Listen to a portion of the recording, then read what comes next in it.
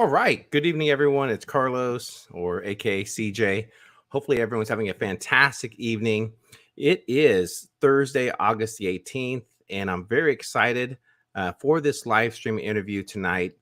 One of the things that we have really focused on here at Rogue is staying active within your local elections.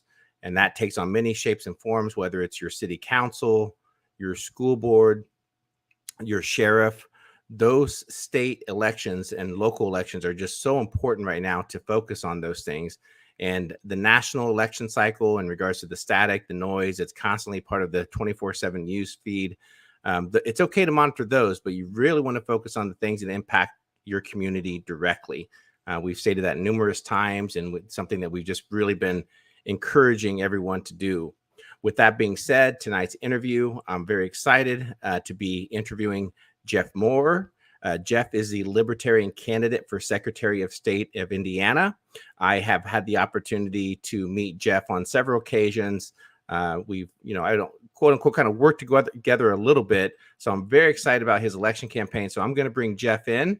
So Jeff, welcome to Rogue News. How are you tonight? Good evening, Carlos. Good to see you. Good to be with you again. Absolutely. Absolutely. Jeff, I'm very excited for your campaign. I've been monitoring it from somewhat kind of a distance, but I know that you've been very active going across the state. But Jeff, if you could you please tell our audience a little bit more about yourself, please? Sure. So my name is Jeff Maurer, and I am running for Indiana Secretary of State in 2022. And my background is in entrepreneurship. I worked in budget finance. My undergrad degree was in international business and marketing, but I've worked across a number of different industries, including clean tech and green tech. And really, the whole idea is to how do we take technology and make it work better and smarter for us. And one of the things that drew me to run for this office at this time was seeing the opportunity that we have in needing better technologies for more precise sort of photo finish for our elections. Our elections are getting tighter and tighter, and it's increasingly critical to get an exact understanding of who voted and what the result of that election is. And elections are how we agree to disagree as a civil and civilized society. So we have to get these right. Yeah, very well said. So, Jeff, in running for Secretary of State, for our audience and for people who are getting accustomed to, obviously, I think most people are very in tune to governor, lieutenant governor. So, if you could you speak about the vital role that the Secretary of State plays within every state, please? Could you share so our audience gets informed about that, please? Sure. So it varies a little bit state to state, but in Indiana, the Secretary of State is the third highest constitutional office. And so this is spelled out in our Constitution of 1816, and even the order of succession is very clear. It's governor, lieutenant governor, and then Secretary of State. The Secretary of State's office has historically been very administrative. It's a secretary, right? That's the title. And so there is not nearly as much policy latitude as you would have in the executive or legislative branches. However, it's a critical and vital role, and there are four major divisions within the office. The first, that everybody probably knows best, is the elections division. The second is the business services division, which creates businesses or licenses businesses. The third is going to be regulating auto dealers or the auto dealer industry. And the fourth one that even fewer people hopefully know about is the securities investigation division. So that investigates white collar securities fraud. Excellent. Yeah, so in terms of the vast responsibility, it's pretty darn important, especially as it involves the election integrity. I think that in terms of overseeing elections and those, and I think it's one of your main campaign focuses right now, and getting people informed about voting integrity, and then also ensuring that every vote counts. Jeff, so why don't you please share a little bit more about that, please? Let's take a look at the big picture. We have elections. The presidential elections are, quote, big elections, and those are every 4 years. And we see so much pressure on those. We see so much disenchantment with people, with the losing side, with the losing party. And when that happens, that party usually comes forward and says the election was stolen, the election was rigged. There are all kinds of colorful conspiracy theories. And so this is true on both sides, right? In 2016, the Democrats said that Trump stole the election. And in 2020, Trump said that the Democrats stole the election. But my mission as Secretary of State is to give us the best election possible and a really damn good one. And for that, we need to have trust. We need to be able to understand how it works, how it's counted, when we should expect different things. Sort of like tracking we'll get into this a little bit later, but imagine tracking an Amazon or a FedEx package. It's not great that it's late or that it's taking longer than we want, but if we can go online and see where it is and see that it's making progress, it'll give us that confidence that the right things are happening. Yeah, absolutely. I mean, I think in terms of the technology that's available now, for example, cryptocurrency in regards to proof of work, all those things, the blockchain, the technology that's there. However, for the most part, our elections and our systems have been they've been updated somewhat, but in terms of just ensuring the integrity of it is just so vital, going forward. So absolutely, Jeff. So applaud your efforts there. Well, thank you. And Carlos, at the moment, I mean, think about where we are as a society. We're sort of trying to run a Ferrari on dirt roads, and you can only get a Ferrari so fast if all you've got is dirt road infrastructure. Yeah, I mean that's a great analysis. I can definitely see what that involves. So that's so true. So Jeff, in terms of your campaign, in terms of your efforts there with the Libertarian Party, I know that I'll bring your campaign site up here shortly. But what other things are on your focus in our state of Indiana to really hone in on and deliver a campaign message for people that are listening in? Sure. So we can talk about the big issues and using big fancy words like integrity and accountability and transparency. But what do those really mean? We have to show with action what those mean. And for me, that comes in two forms and they go hand in hand. And this is the core of the campaign. Receipts and audits, audits and receipts. And so if we want to actually meaningfully make our elections better, number one, you need to have a receipt for your vote. You need to be able to leave the voting booth with a printed piece of paper and a code so that way you can track your specific vote, not whom you voted for, because that's secret, right? But the fact that you voted, you submitted this, you need to be able to track that, see that, know that it was received, counted, and then audited.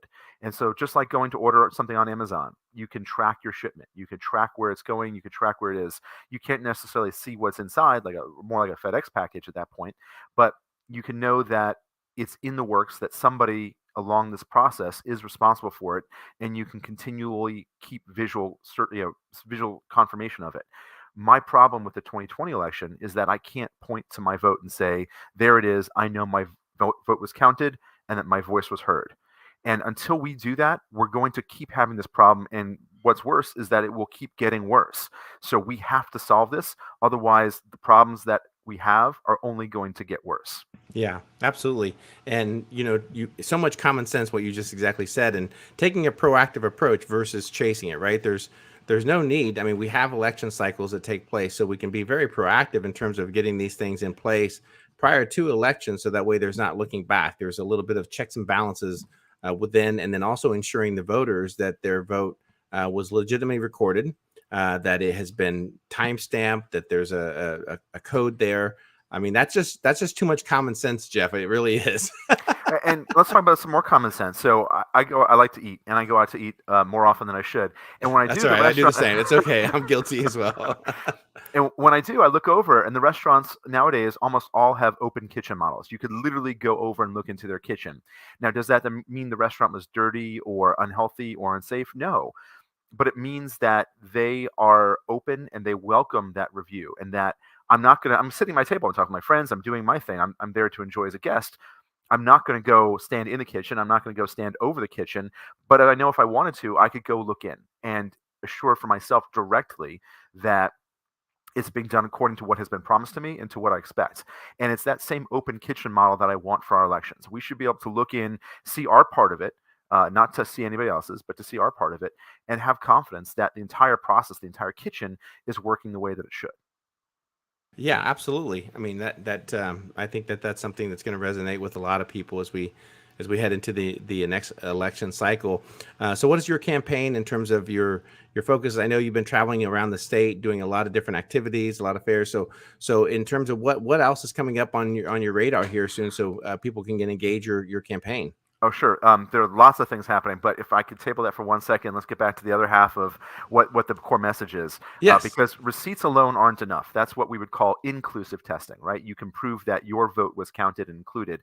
But the other part of it is exclusive testing. So for somebody who says, oh, 100,000 dead people woke up and voted on election day, whether you believe it and want to be proven that it didn't happen, or whether it's your neighbor who says, "Oh, I don't trust the elections; they were stolen," um, it's for him or her. So either way, we need to have this common understanding, this common proof, this common trust that the elections weren't compromised in this way. So we need to be able to prove that the wrong people didn't vote. And for that, we need to have auditing. And I have an opponent who has some additional or some different solutions. They're focused on reducing early voting time. They're focused on requiring additional photo ID. But that's sort of a game of cat and mouse as I see it. And what will happen is fraudsters or people who truly wish to defraud and falsify the election will innovate some new way of doing so. The one true way of catching that or just discouraging that is to have a really good comprehensive audit. And so this happens in the back end, and this could catch everything, right? So whatever new way, new form of trickery or fraud they have, we can catch that and see it. And just by the fact that we're doing or will be doing that, that alone is a really good discouragement for attempting anything like it. So currently in Indiana, Carlos, do you want to guess how many counties get audited after an election? Maybe six, 5 or 6. Wow, you're really good. So everybody out of 92 counties, it is true that only 5 counties get audited. And that's, Carlos, you're really on the money. You may have done your homework and not admitting to it now, but that's okay. Potentially. Potentially, but that was pretty cool. That was very relaxed. Like, yeah, I think 5 or 6. So that's exactly right. It's 5, and the organization that audits it, and I'm putting audits in air quotes here. The organization that audits it is called VSTOP, and officially they're out of Ball State, but they answer to the Secretary of State, so it's not an independent audit. They pick which 5 counties, so it's not 5 random counties. It's 5 counties that they choose. And if you have ever taken or been subject to a job where you have random drug testing, you know that the randomness of it is what makes it effective. Or there's a random speed trap enforcement, right? That's the randomness is what makes it effective. Mm-hmm. So if we lose all the randomness, it's not an effective audit. They pick which machines, they pick which races, they pick all these metrics, and then at the very end of it, they don't even publish the report. It's all a big secret. It's an empty statement to say that these are audited. And in fact, about 2 weeks ago, the Libertarian Party of Indiana filed an open records request and requested the detailed copy of that audit report. To my knowledge, that's still pending. Wow, that's amazing knowledge right there. And Yeah. again, most people probably don't even understand that thought process. And I'm sure they Right. probably maybe even alert them ahead of time that, oh, by the way, your county or whatever is going to get audited. So here's your advance notice. So make Right. sure you guys are dotting the I's and crossing the T's through your process. Right. But wait, it gets worse. So remember, auditing, in my mind, auditing is you have one copy and you reconcile it against another. And Carlos, I know you and I are old enough to remember the 2000 election in Florida where we were recounting, we had pregnant Chad and hanging Chad and dimpled Chad. But the idea is that we had this paper backup, something that we could go back to the original source and compare it to. But in Indiana, we don't even have that. So the majority of the votes cast in Indiana are done on what are called DREs or direct record equipment. And these are just computers only with no printer, no paper backup whatsoever. So when we're quote auditing, it's only on machines that spit out a number before. So the audit in that sense is really just going to the computer saying, hey, that number that you gave me before, give it to me again. That's not a real audit. And that's the majority of the votes that are cast. And Wow. the last piece, and this part really terrifies me and makes my blood go cold. There is one sentence only on the Secretary of State's website about the results of this audit. And I'm bad at quoting it exactly, but it basically says that in every race examined, the results of the election were upheld with a high degree of statistical assurance above 90%. Wow. Wow. So on the It, surface, that sounds good, but think about this for a minute here. Without understanding what the audit is, what their methodology is, what their sampling is, we don't know what 90% means. That could mean yeah. that they lost 1 out of every 10 votes, and they're calling it a great election. Isn't that And interesting? it is. And so, Carlos, I would ask you, if 1 out of every 10 planes fell out of the sky, would we say that was a great day in the air? No, we would ground everything, we would figure it out, and we wouldn't begin to go back into the air until we were safe. And we just don't have that happening with our elections. Yeah, no, that's a great point in terms of how the process is in place. And again, if we can go through, so I believe if I read correctly, your goal is to maybe like conduct a lot more audits and perhaps every. So why don't you walk us through that, please? Sure. So I worked in budget finance for 6 years. I managed about a $300 million budget and worked very closely with internal audit. And of course, we had an external audit organization as well. But a lot of it was audit prep and just normal good accounting controls and procedures that were in place for regular operations. So that way, that was part of the internal audit, was to make sure that we had these things in place and that we were using them. So what I envision is a complete audit, and that's a complete audit of all 92 counties. And that's granted, that's the pendulum swinging all the way the other way. And over time, we could bring it back. Maybe that rotates. We do a quarter of the counties every year, so that every 4 years, all counties get audited. But initially, we really need to get a baseline assessment. What do we have? What's good? What's not so good? What do we need to fix urgently? And so that means an audit of all 92 counties.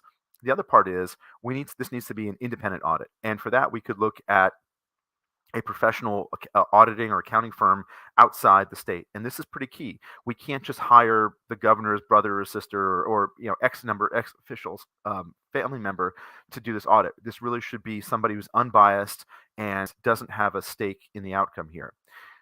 That being said, we also need the bandwidth. We need to do a lot of auditing in a really short time. So by federal law, we need to be able to sign or certify the elections within 30 days. So this has to happen quickly. Right now, another limitation of the audit is the audit takes months, but the election is certified within 30 days, which is months before the audit happens. So right now, we are saying, yep, everything's great, months before we even have a clue about what's in it. And Yeah. that's just backwards. So it's like signing a contract before even reading it. We don't Hmm. know what's in it, and we don't know what we're signing off on. So what I'm envisioning is a complete and independent audit done before we certify the elections. Okay. Now, so you said that within that those dates to certify the election. So it'd be a pretty big undertaking in terms of going from the current audit of 5 and then escalating that, but it can be done, right? Like it's anything else. It's just putting the processes in place but it wouldn't delay the election results. It in terms of expense and things like that, you're basically saying, hey, is your vote and ensuring that it was recorded properly, it's that important. So we should be taking those steps to ensure voter integrity. Right. So let's talk about two different things here. Number one is this is the right thing to do. Organizations do this all the time. Wall Street companies. You think of your own business, right? You prepare for an audit. You have audit ready things. You have audit processes that are in place. There's a lot of groundwork that can be done throughout the year to be ready for it. And then, yes, we're going to need more staff and more resources, or more consultants and more auditors as a resource to be able to perform this function. So it's not necessarily something we actually don't want in-house, because we don't want that conflict of interest that could occur. The second thing that we need to talk about is the expense for this. Now, I know you're up here saying a libertarian wants the government to spend more money. That's not possible. And here you've got to spend some to get more. And this is really an investment, not an expenditure. So think of it differently this way. Number one, let's look at all the ways government spends our money 364 days a year. If there's one day a year that we should spend money, it should be on us, and to make sure that our voices are heard and that our voices are heard in controlling and selecting our government and our representatives. So if we're going to choose where to spend it, let's blow it on elections and auditing. Yeah, absolutely. And Absolutely. secondly, we should be thinking about this as a larger, more holistic risk management program. So again, think about a larger professional company or organization that says we have an HR department because we need to have processes and procedures in place for bad things to happen. That's just part of having 1,000, 100,000 employees, whatever it is. So it's about managing the risk. And in this case, having an audit is saying that we're going to do the right things, and we're going to proactively look for vulnerabilities. We're going to proactively look for problems. And when we see them, we're going to have time in advance to fix it. It's sort of like looking for smoldering piles of leaves when instead of responding to a full-on house fire. So we're going to be proactive in doing the right thing. And that's what risk management is. The other way to look at it is cost savings. And here after the 2020 election, Texas sued a handful of other states, and we're all tied together in the election. So our results can affect a federal office. And in that case, we could be subject to litigation from other states who challenge the validity of our elections. Yeah. We have to anticipate that. Number one, if we're doing the right thing and we're auditing and we can show our open kitchen, showing that we have good elections. Here's why they're good. Here's what works. Here's what is vulnerable. Here are the actions that we've taken to make that stronger and better and have more integrity. Then one, we're less likely to be sued. And two, if we are, we'll be in a much better position to defend ourselves. Right now, all we have is one sentence on the Secretary of State's website which says our elections are great. So I'd love to see them take that to court. I sure wouldn't want to have to defend that. Right. Yeah, absolutely. Uh, Jeff, in regards to some of the past few years, we've witnessed and watched, observe on a federal side, taking it different laws and attempts to pass certain bills in terms of deeming the election processes, the systems as part of national security, right? So, what are your thoughts on that, and how could states prevent from that happening in terms of any type of federal intervention in terms of the election processes and the checks and balances? So, full disclosure, as a libertarian, I believe in strong states' rights, and it's very clear from the 10th Amendment that what hasn't been prescribed as a right to the federal government belongs to the states or to the people. And the federal government has rights to control parts of the election for the Congress, and of course, the Congress were then indirectly elected the Senate. But broadly, this is a states' right issue.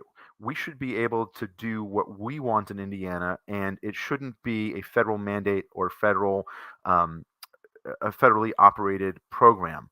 There are a lot of reasons why we should have the autonomy and independence and customization to do what we need to do here. And we already see a really vibrant ecosystem. All 51 states have very different elections, even within our 92 counties. It's said that we have 92 separate elections in Indiana. The Secretary of State's office provides approved machines and equipment protocol standards, but then there's a lot of discretion within each county level for how to proceed.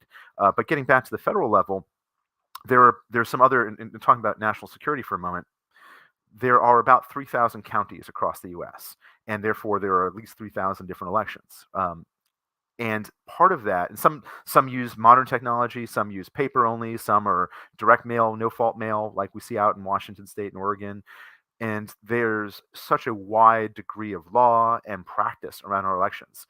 There's no one computer system to hack. There's no one place to corrupt it or change it or undermine it. And that decentralization is also feels a lot like free markets and natural competition. Just like the states have the right to sort of compete with each other. They can compete for ideas. They can compete for people. We saw during COVID that people and businesses moved to Florida because it was much better for business and much better for getting out and enjoying life. So the businesses that were locked down in California and New York have moved to places like Texas and Florida during COVID. That's a free market. And libertarians like that and wish to encourage more of that. So by having a decentralized market for elections, we find that one, not only is it more responsive to the needs of the people, but two, it's actually more secure, because if it's a Russian hacker or a Chinese hacker or some 13-year-old who really has no idea what he's doing but is really good at hacking, can break into it, then the elections are siloed. There's safety because the hack of one county doesn't spread into all 3,000 counties. Right. Yeah, that's very key. Very, very important. Absolutely. Want to let our listeners know also, if you have a question for Jeff, please post that directly into the chat stream. We will be opening it up here shortly for some Q&A.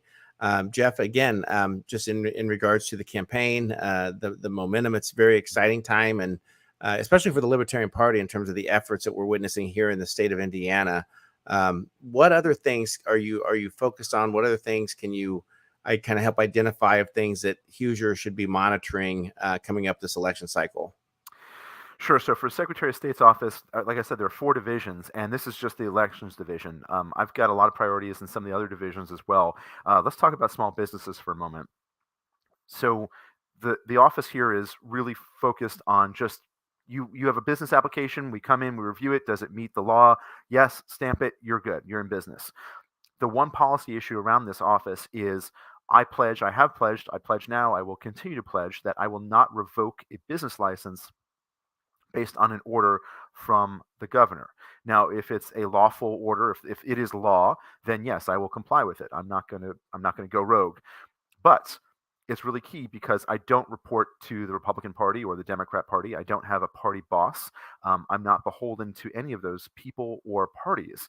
And so, if we have another pandemic or exceptional situation where there's pressure to act in a according way, this is a constitutionally directly elected office. I answer Mm. to the people, and I answer to the Constitution and to the law of the land.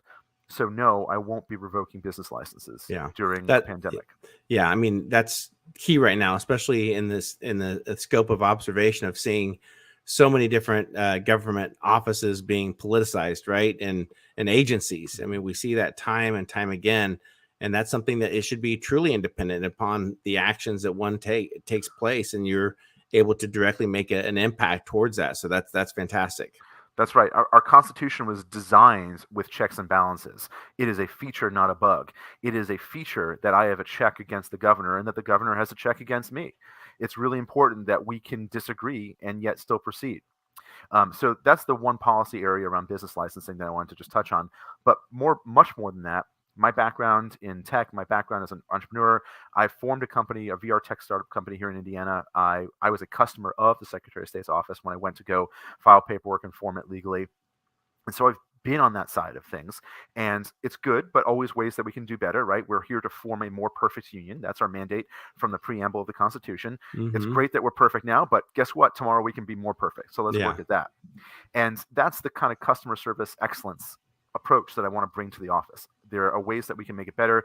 We can serve innovators, small business owners, entrepreneurs better. They are busy. I mean, think about this. When you're starting your company, you're focused on your payroll, your cash, your customers, your product, your services, your competitors, your website, all these myriad things. And the last thing you're probably worried about is what's this paperwork that the Secretary of State's office wants. Hmm. So the office needs to be responsive and available at the speed of business. And that means probably extending customer service support to weekends to offer more methods for communicating by text and things that just really facilitate business where business lives. And so I want to come to where business lives and not have business come to the office. Yeah, absolutely. Yeah, very well said. And the significance of that is just the scale of terms of small business and how important small business is to the lifebloods of economies of states. And what better way of accomplishing that than creating an environment for them to have the resources available for them to continue growing and being successful. Correct. But Carlos, it's about so much more than that. This is more than just administrative. This is where we really need a leader to create and champion a environment or an environment that's favorable and nurturing and supportive to innovators, entrepreneurs as they build small businesses. So we need to go beyond that. It's not a hand out, but a hand up. We need to Hmm. create the marketplace that is compelling and exciting and welcoming and encouraging to creating new businesses in this way. So part of that is going to be clarity around and working with the General Assembly and the executive branch for clarity around legal issues so that way it's clear what happens if you license a new CBD or hemp business. What happens if regulations change or if the law changes? How do we handle cash? How do we register? All these things that are questions. Think about the growth industries, cybersecurity, autonomous vehicles, the defense sector, cryptocurrencies, cyber and and blockchain.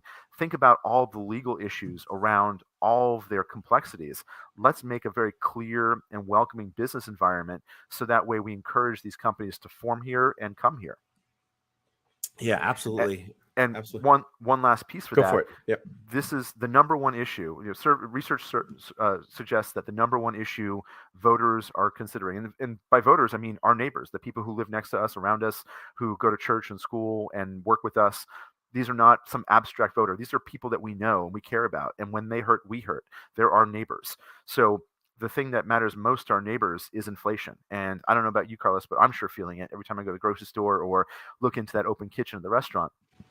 And there two things that we can do to fix inflation or fight it. Number one is stop spending money in DC and stop printing money in DC.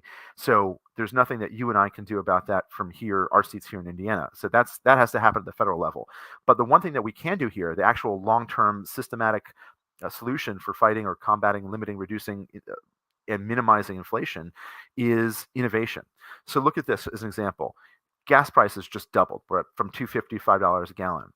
But what if somebody had innovated a new engine that was twice as efficient? So now it only used half as much gas. So you have to buy half as much, but it's twice as expensive, but you're right back where you started. So that's okay.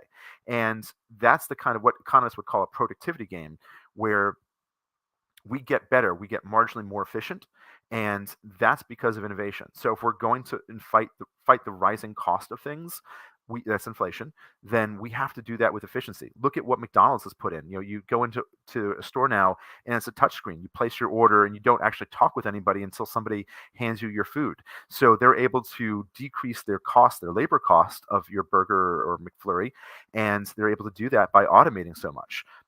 Those jobs aren't going to China or Mexico or anywhere else. They're being lost to automation, and that's a productivity game, and that's a complex balance, right? We need to find new and better ways, more value add ways to use our labor force, and that's why we need to invest in training. And there's so many wonderful programs here. Just met with a group recently that trains poverty and disadvantaged youths to program and work in cybersecurity. And that is really a hand up into a whole new level of career and future.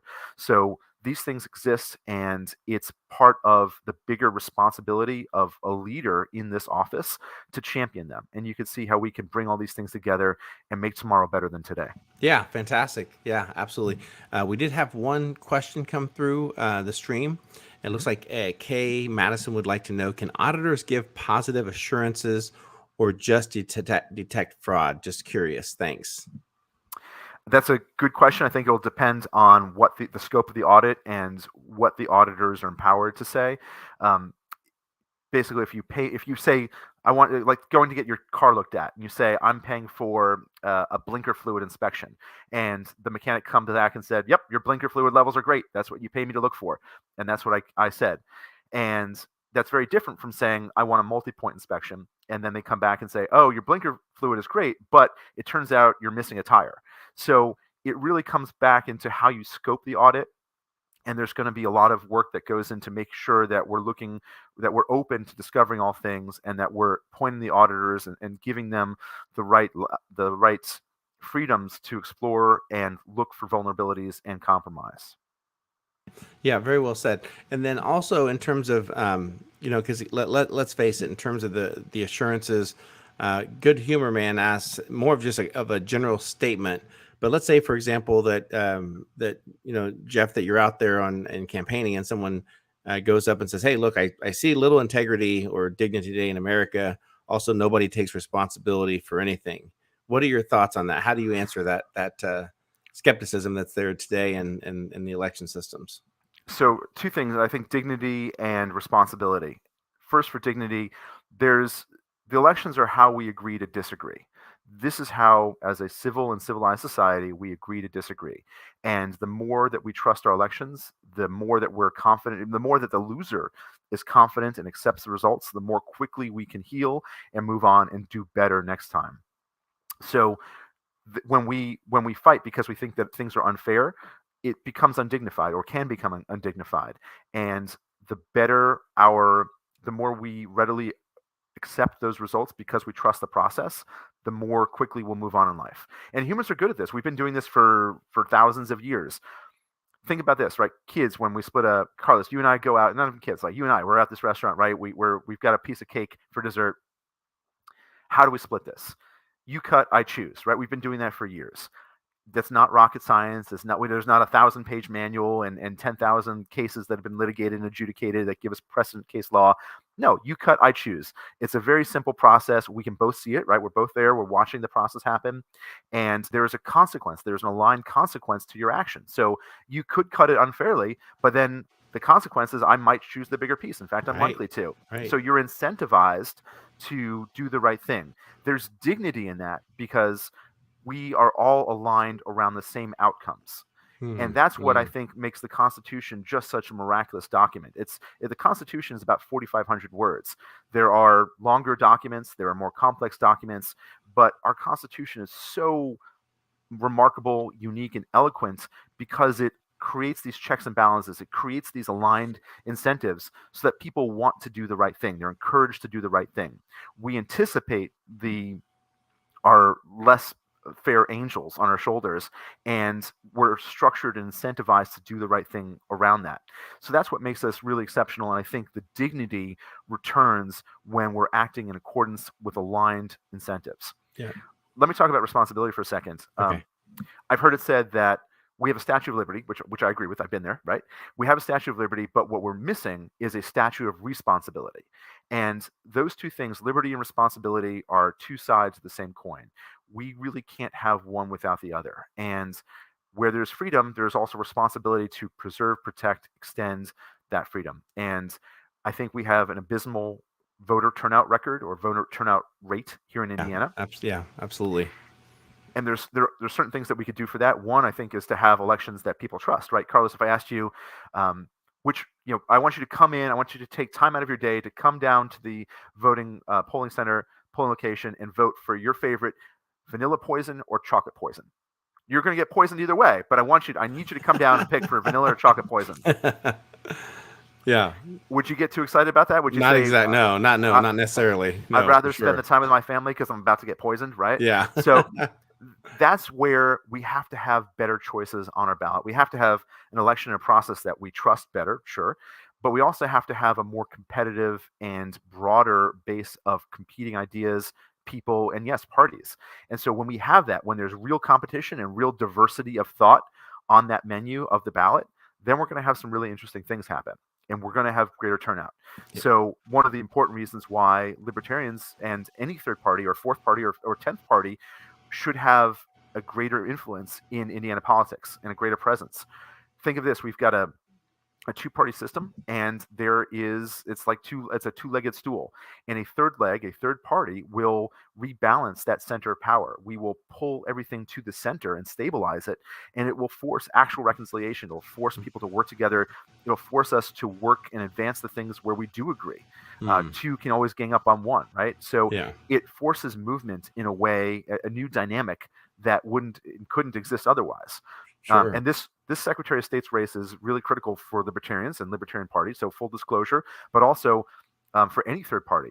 The rules here are written into Indiana state law, so it applies to Democrats, Republicans, Libertarians, Greens, Save the Whale Party, you name it.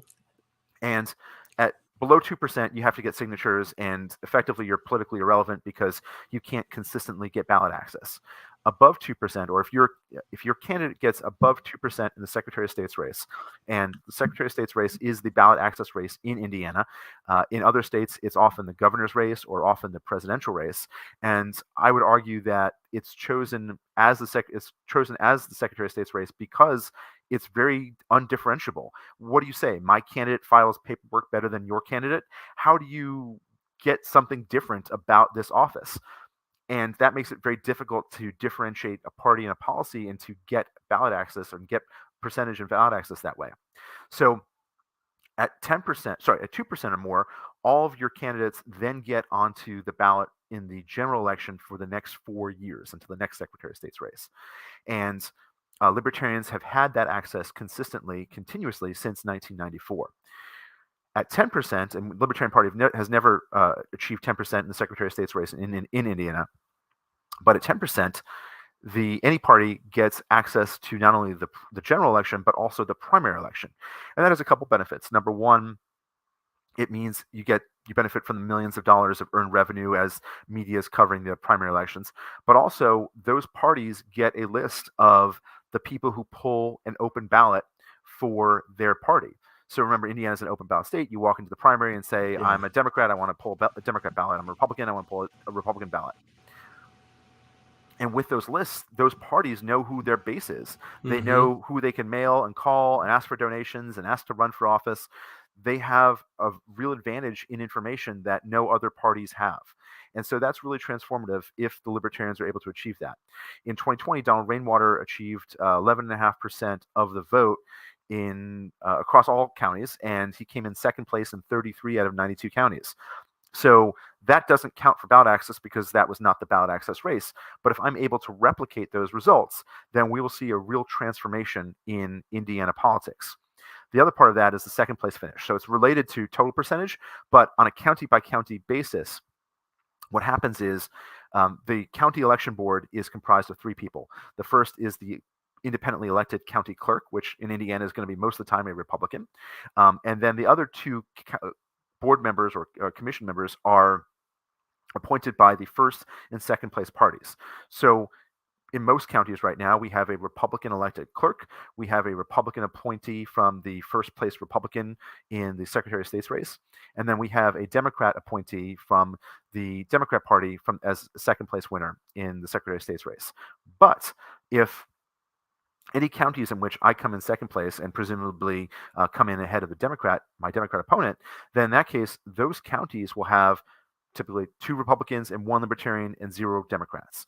And so if Republicans and Libertarians are a little bit more aligned in terms of greater election integrity, election security, then we're likely to see more meaningful movement in making progress around those issues. No, I mean I think that's what you just said. There's probably the most important, in terms of what that representation looks like, and ensuring that potentially that the needle doesn't get moved. I think it was in New York for qualifying for the Senate race, where they decided to change the amount of signatures through the election cycle. There was a threshold met, and they're like, "Oh no, we're gonna move it because we want to do those things." And again, falling back to Secretary of State and the role and the responsibilities that are there, that's one of the things that easily could be missed and people taking advantage of it. So right, yeah. and we're not immune from those attacks here. So right after Donald Rainwater's results in 2020, very quietly, I believe it was Representative Ethan Manning, introduced a bill here in Indiana that would have required, in addition to the percentage gain, would have required 500 signatures from each of the 9 congressional districts in order to qualify. So we put up a fight. We Libertarians put up a fight against that because they were immediately raising the bar. As soon as a third party gets closer to challenging their hegemony, then suddenly the bar gets raised and the hurdles get more difficult and higher. So that's the kind of thing that we should anticipate. And it's not fair, but that is what happens when you have a highly polarized political landscape where the parties are really acting in against the interests of we the people. And so we have a large supermajority government that doesn't necessarily respond. We've got polling suggests that 70% of Hoosiers want to have legalized marijuana in Indiana. So whatever your opinion on that is, we should have a government that's responsive to that need and to execute the will of the people. That's why we have government, to serve us. And you asked a question earlier about some of the other things that I'm interested in, or that I want to champion in this race. 3 things: recall, referenda, and ballot initiative. And fourth, actually, ranked choice voting. They all go hand in hand. Right. So recall is the ability to say, you, Governor, promised us vanilla ice cream, but you gave us chocolate. And I'm not having that. You lied to me. I'm done with you. I'm going to not just wait around for 4 years and hope that I remember how angry I was, but I'm going to go outside right now. I'm going to go down my block and get signatures from all my neighbors, and they're going to get signatures from their friends. And we're going to get enough signatures to initiate a recall process and get you out of office right now. And that holds our elected officials accountable and responsive. They can't just ignore our phone calls. They can't just tell us to shut off our phone cameras. They have to answer us, because otherwise we're going to show up and recall them from office now. Not 2 years from now, not 4 years from now, not 6 years from now, but now. So we should be a threat to our elected officials. One of our founders said, where the government fears the people, there is liberty. And that's what I'm looking for. So recall's number 1. The opposite of that is direct ballot initiative, particularly. And that says that if we as Hoosiers want to have law for ourselves, if we wish to make marijuana and cannabis legal, then we get together, we get enough signatures that says we want this language on our next ballot. Then we get those signatures, and sure enough, that exact language gets on our ballot, and we have a referendum. We can vote for it yes or vote it no. And that is truly self-rule, right? We get to vote on the laws that we want for ourselves. We don't have to wait around for a legislature and executive branch to sign into law, or for a supermajority government controlled by political parties to tell us what we do and don't want. We can write our own laws for ourselves right now. And Yeah, that's the power fantastic. that's the power of direct ballot initiative. Absolutely. And all of this kind of ties in with ranked choice voting. There's a wonderful group here in Indiana, nonpartisan, and they truly are nonpartisan, independent. The group is called Better Ballot Indiana, and they focus on one thing and one thing only, and that's ranked choice voting. That sort of gives us the menu of better options. We have a winner takes all system right now, or first past the post election system, where whoever gets the most votes is the winner. And there are dozens of different voting mechanisms and systems that allow for a much more nuanced way to choose our elected officials. And the example, Carlos, I would use if we're going to continue at our restaurant here where we're having lunch is, imagine we go to this restaurant and I want a burger, and I go and order the burger, but they say, "Oh, I'm sorry, we're all out of burgers." Do I go home and starve for the rest of my life because they didn't have a burger one time? No, that's crazy. Instead, I would just go to my next best option and I'll say, oh, okay, I'll have the chicken sandwich. And that's what ranked choice voting is. You can say what ranked choice voting is. You can pick your first favorite, and if you don't get that, you can pick your second, third, fourth, fifth, 10th favorite. And then when those get ranked in aggregate, suddenly we get a candidate who's much more balanced and, again, central and more universally liked among all the people who voted. So we get a much more stable result, not a winner takes all. Yeah, no, I truly love it. I mean, everything that you said, I just completely agree. Some states have done some pretty darn unique things in regards to, ballot initiatives, and really people driven, gives an opportunity for more organic movements to gain momentum, and then have an opportunity to do so and put some neat things on the legislative table versus following the traditional route. So, Jeff, I want to thank you for a fantastic interview today. Also, best of luck to you in your campaign. Closing thoughts, and then also, please, if you could, for our listeners, the links are in the descriptions on where people can follow your work and your campaign.